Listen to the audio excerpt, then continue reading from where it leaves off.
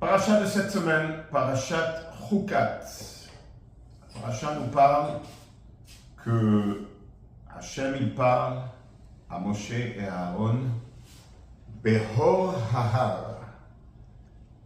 Et c'est là-bas où Aaron HaKohen a été enterré.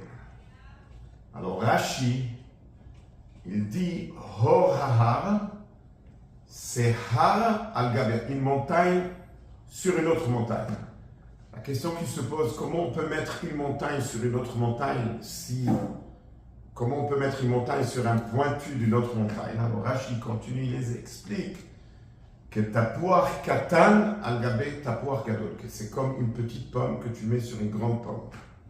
Voilà la façon comment une montagne sur une autre montagne. Et Rashi pose une question, c'est connu que quand les Juifs ils étaient dans le désert, il y avait les nuages qui allaient devant eux et qui étaient en train d'enlever toutes les montagnes. Mais quand même, il y a eu 3 montagnes qui sont restées, qui n'ont pas été enlevées. Une montagne, c'est le mont Sinaï pour la Torah. Le deuxième, c'est le Har Nevo pour l'enterrement de Moshe. Et le troisième, c'est un double montagne, Hora, pour l'enterrement de Aaron.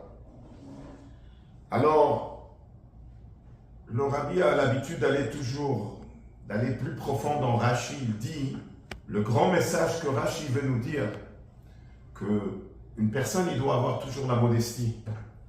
Il doit être annulé, il doit être effacé. Mais quand il s'agit de la Torah, il doit être une montagne. Et c'est ça la raison pourquoi il y avait une montagne pour la Torah. C'est-à-dire la personne, il doit être déterminé, qu'il doit étudier la Torah, faire ce que la Torah demande. Il doit être une montagne, ne pas se laisser piétiner, être fier d'être juif. C'est pareil aussi une montagne pour tout ce qui représente Moshe Rabbeinu, que celui qui a reçu la Torah. Mais quand il s'agit de le message de Aaron HaKohen, que lui, son message c'est Ahavat Israël, là c'est pas c'est une montagne, c'est une montagne sur une autre montagne. Hora, ça veut dire il faut tout faire pour diffuser l'amour et effacer les différences entre les Juifs et faire que tout un Israël soit uni, surtout quand on se trouve au moment qui est la fin de l'exil. Et là, le rabbi il insiste, il dit que Ahavat Israël, c'est qu'il faut toujours penser à s'occuper d'un autre Juif. Des fois, le Juif il dit, mais moi je suis une petite pomme, je suis tout petit. Comment je suis capable d'aller s'occuper? On me demande que ce n'est pas assez ce que je fais avec soi-même. Je dois aller diffuser la Torah à un autre juif.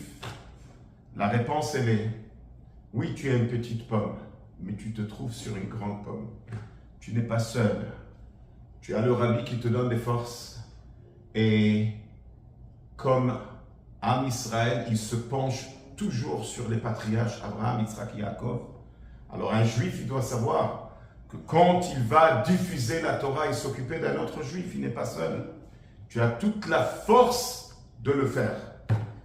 Et Bezrat Hashem, grâce à cette Ahavat Israël et Ardut Israël, on va mériter Mashiach Tzidkenu. Shabbat Shalom.